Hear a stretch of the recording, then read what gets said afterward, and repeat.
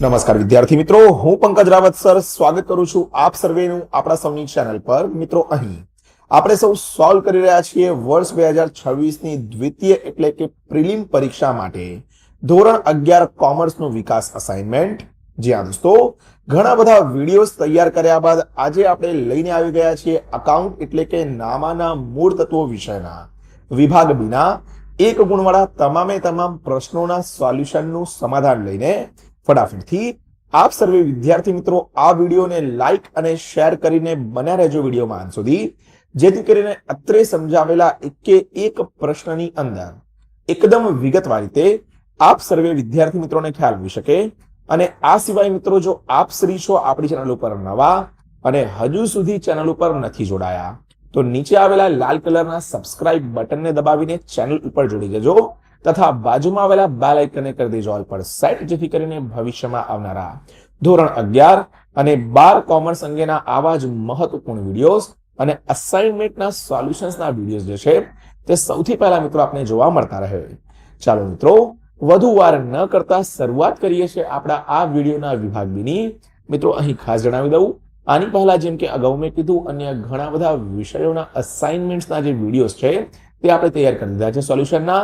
તમામે તમામ વિડીયોઝ તમને ઉપર આવેલા આઈ બટન દ્વારા, નીચે કમેન્ટ બોક્સની અંદર પિન કરેલી લિંક દ્વારા કે પછી ડિસ્ક્રિપ્શન બોક્સની અંદર આપેલી લિંક દ્વારા જોવા મળી જશે। તો તે તમામે તમામ વિડીયોઝને અચૂકથી નિહાળજો। મિત્રો, વિભાગ બી ની જો આપણે વાત કરીએ તો અહીં આપણને પ્રશ્ન નંબર 11 થી લઈને જે છે તે 15 સુધીના આપણને જે છે તે અહીં એક વાક્યમાં જવાબ લખવાળા પ્રશ્નો જોવા મળે છે।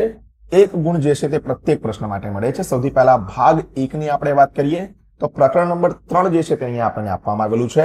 પ્રકરણ નંબર 3 પ્રથમ પરીક્ષાના અભ્યાસક્રમમાંથી છે। દરેક વિડીયોમાં મેં કીધું છે કે 30% અભ્યાસક્રમ ભાઈ આપણો પ્રથમ પરીક્ષામાંથી અને 70% અભ્યાસક્રમ જે છે તે અહીંયા દ્વિતીય પરીક્ષામાંથી આપણને પૂછાશે।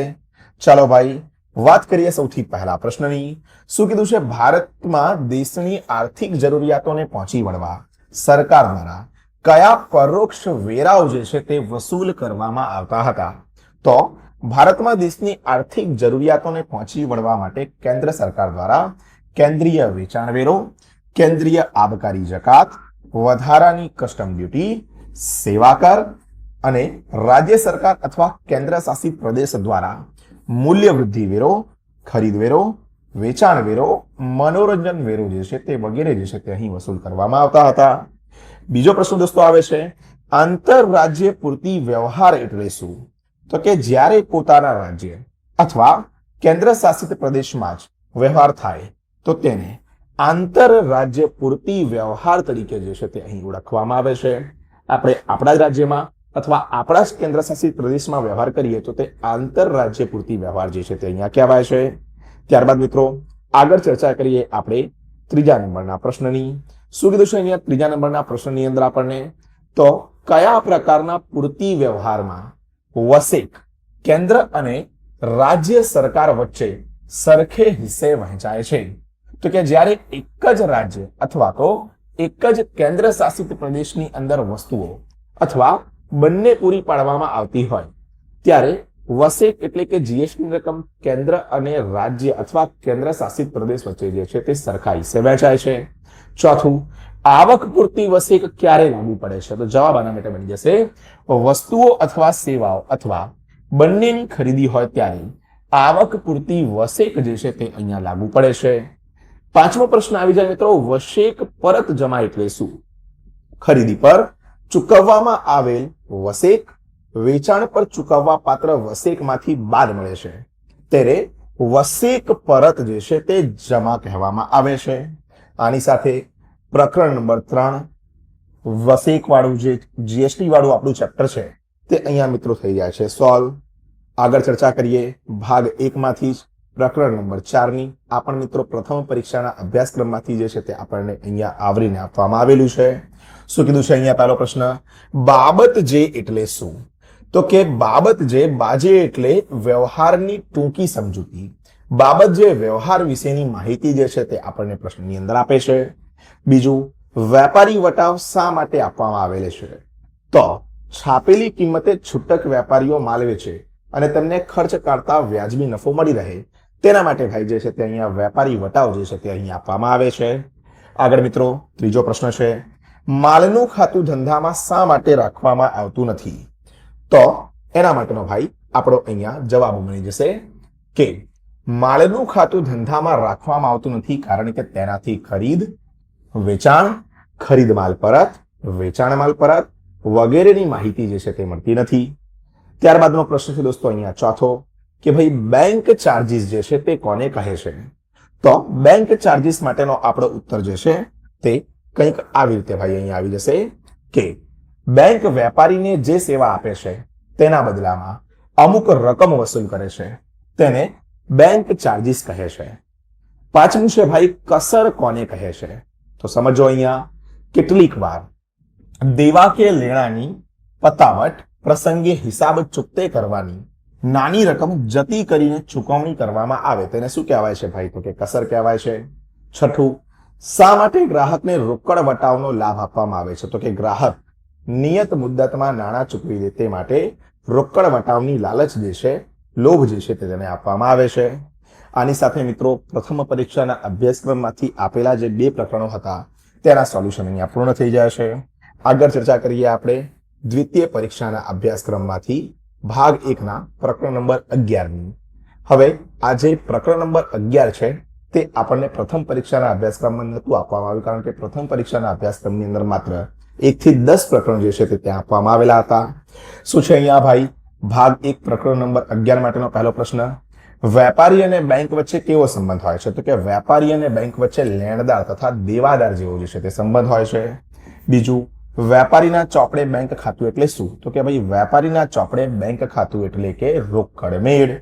ત્રીજું, બેંકના ચોપડે વેપારીનું ખાતું એટલે શું? તો કે ભાઈ બેંકના ચોપડે વેપારીનું ખાતું એટલે કે પાસબુક. ત્યારબાદ ચોથો પ્રશ્ન છે કે પાસબુક એટલે શું? તો પાસબુક એટલે બેંકના ચોપડે રહેલ વેપારીના ખાતાની ઉતારો અથવા તો વેપારીના ખાતાની નકલ. પાંચમું, પાસબુક મુજબની ઉધાર બાકી એટલે શું? તો કે પાસબુક મુજબની ઉધાર બાકી એટલે બેંક ઓવરડ્રાફ્ટ. છઠ્ઠું, બેંક સિલક મેળ કયા ચોપડાના આધારે તૈયાર કરવામાં આવે છે? બેંક સિલક મેળ, રોકડ મેળ અને પાસબુકના આધારે જે છે તે અહીંયા તૈયાર કરવામાં આવે છે.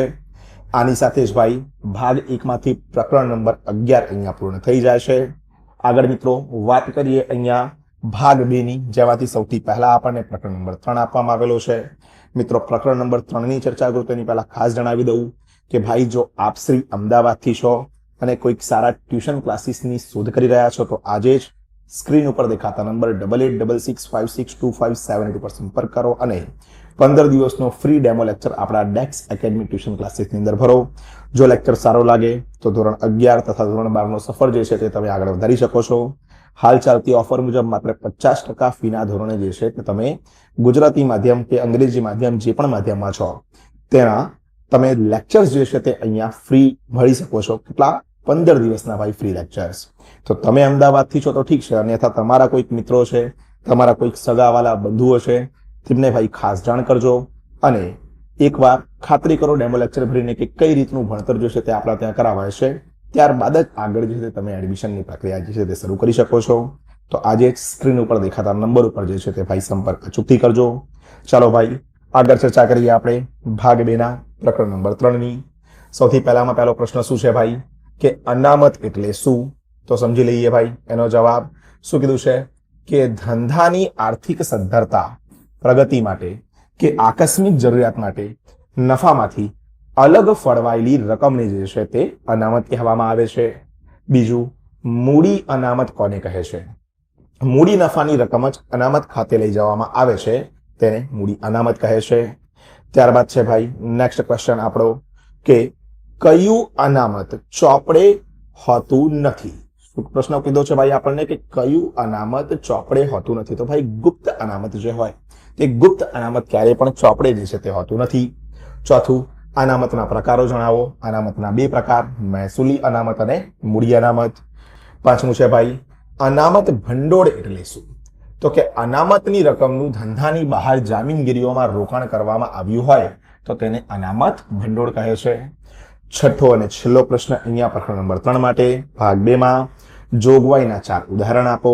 તો પહેલું ઘસારાની જોગવાઈ, બીજું ઘાલખાદની જોગવાઈ, ત્રીજું કરવેરા માટેની જોગવાઈ, ચોથું અને છેલ્લું સમારકામ અને નવીનીકરણ માટેની જોગવાઈ. આગળ દોસ્તો ચર્ચા કરીએ આપણે ભાગ 2 પ્રકરણ નંબર 8ની. ઘણા બધા વિદ્યાર્થી મિત્રોના મેસેજ મારી પાસે આવતા હોય છે કે સર આની પીડીએફ પ્રોવાઈડ કરો. તો ચોક્કસથી ભાઈ પીડીએફ મેળવવા માટે જે છે તે તમે સ્ક્રીન ઉપર દેખાતા નંબર 8866562578 ઉપર જે છે તે એક મેસેજ કરી શકો છો. પરંતુ પીડીએફ મેળવવા માટે જે છે તે તમારે અહીંયા ₹21 જે છે તે પેમેન્ટ કરવું પડશે. બરાબર, ₹21 શાના માટે? મેકિંગ ચાર્જ જે છે તે અહીંયા પીડીએફ નો રાખેલો છે. તો તમને અહીંયા જે વિભાગ બી છે તે વિભાગ બી ના સોલ્યુશનની પીડીએફ જે છે તે તમને અહીંયા મળી જશે. તો ₹21 નું પેમેન્ટ કરીને તમે જે છે તે વિભાગ બી ની જે છે તે પીડીએફ મેળવી શકશો. ફક્ત વિભાગ બી નહીં, કોમ્પ્લિમેન્ટરી તમને વિભાગ એ અને વિભાગ બી બંનેની પીડીએફ જે છે તે અહીંયા મળી જશે. તો કઈ નહીં, મેસેજ કરો પીડીએફ લખીને, બરાબર, 8866562578 ઉપર, અને વિભાગ એ અને બી બંનેની અકાઉન્ટની પીડીએફ જે છે તમને અહીંયા મળી જશે. તો પીડીએફ નું સોલ્યુશન પણ ભાઈ અહીંયા તમારું પૂરું થઈ જાય છે. ચાલો ભાગ 2 પ્રકરણ 8 ની આપણે ચર્ચા કરીએ. શું કહીએ ભાઈ આપણે? સૌથી પહેલામાં પહેલો પ્રશ્ન શું કીધો છે અહીં કે વ્યાજ વહી કોણ તૈયાર કરે છે? વ્યાજ વહી સામાન્ય રીતે સરાફો જે છે તે તૈયાર કરે છે. બીજું, દેશીનામા પદ્ધતિ એટલે શું? ભારતમાં ધંધાકીય વ્યવહારોનું નામું લખવા વર્ષોથી વપરાતી જે પદ્ધતિ છે તેને આપણે દેશીનામા પદ્ધતિ કહીએ છીએ. ત્રીજો પ્રશ્ન છે, દેશીનામા પદ્ધતિમાં આંકડા કઈ ભાષામાં લખવામાં આવે છે? તો કે દેશીનામા પદ્ધતિમાં આંકડા પ્રાદેશિક ભાષામાં જે છે તે લખવામાં આવે છે. ચોથું, દેશીનામામાં શ્રી એટલે શું? ખૂબ મહત્વપૂર્ણ પ્રશ્ન છે. તો કે દેશીનામાની અંદર શ્રી એટલે લક્ષ્મી. બરાબર, શ્રી એટલે શું ભાઈ? તો કે શ્રી એટલે લક્ષ્મી. વેપારીઓ દેશીનામું લખવા શ્રીનો શુભ ચિહ્ન તરીકે ઉપયોગ કરે છે. અને ઘણી વખત વ્યક્તિનું નામ યાદ ના આવતું હોય ત્યારે પણ જે છે તે શ્રી ખાતે અહીં લખવામાં આવે છે વ્યવહાર. ચાલો ત્યારબાદ શું કીધું છે ભાઈ આપણને 5મા નંબરના પ્રશ્નની અંદર કે જાંગડ વ્યવહાર એટલે શું? કયો વ્યવહાર ભાઈ? જાંગડ વ્યવહાર. ગ્રાહકને માલ પસંદ પડે તો તે રાખે અને જો પસંદ ના પડે તો અમુક મુદ્દતમાં પરત કરે એવી શરતે આપેલ માલને જાંગડ વ્યવહાર જે છે તે કહેવામાં આવે છે. છઠ્ઠું, ઉધાર નોંધમાં કયા વ્યવહારો નોંધાતા નથી? ઉધાર નોંધમાં માલના રોકડ વેચાણના અને મિલકતના રોકડ કે ઉધાર વેચાણના વ્યવહારો જે છે તે ભાઈ અહીંયા નોંધાતા નથી. આની સાથે પ્રકરણ નંબર 8 પણ જે છે ભાઈ તે આપણું અહીંયા થઈ જાય છે પૂરું. અને ફક્ત પ્રકરણ નંબર 8 જ નહીં ભાઈ, પરંતુ અહીંયા વિભાગ બી નું સંપૂર્ણ સોલ્યુશન અકાઉન્ટ એટલે કે નામાના મૂળ તત્વો વિષયનું ભાઈ થઈ જાય છે પૂર્ણ. આશા રાખું છું કે સમજાવેલો વિડીયો જે છે તે તમને આવનારી જે પણ પરીક્ષાઓ છે તેની અંદર ખૂબ ઉપયોગી સાબિત થશે. વિડીયો ગમ્યો હોય તો વિડીયોને ખાસ લાઈક કરજો, અને જે પણ ટ્યુશન ક્લાસીસના અથવા તો સ્કૂલના જે મિત્રો છે તેમની સાથે ભાઈ આ વિડીયોને શેર કરજો. અને આપણી ચેનલ ઉપર ભાઈ નવા છો તો ચેનલને સબસ્ક્રાઇબ કરવાનું તો બિલકુલ પણ ના ભૂલતા. અને સૌથી ખાસ આપણા ઇન્સ્ટાગ્રામ પેજીસ @DEX Academy અને @પંકજ રાવત સરને અચૂકથી ફોલો કરજો, કારણ કે ઘણી બધી ક્વિક અપડેટ્સ તો તમને ત્યાં મળશે જ, પરંતુ સાથે સાથે જ ભાઈ જે છે તે ઘણા બધા મહત્વપૂર્ણ સલાહ સૂચનો પણ તમે જે છે તે મારા સુધી પહોંચાડી શકશો. તો આપણી ઇન્સ્ટાગ્રામ ચેનલને ભાઈ જરૂરથી જે છે તે અહીંયા ફોલો કરી લેજો. હાલ અહીં આ વિડીયોમાં આનાથી વિશેષ તો કંઈ કહેવું નથી, તો વિડીયો અહીંયા આપણે પૂરો કરી દઈએ છીએ.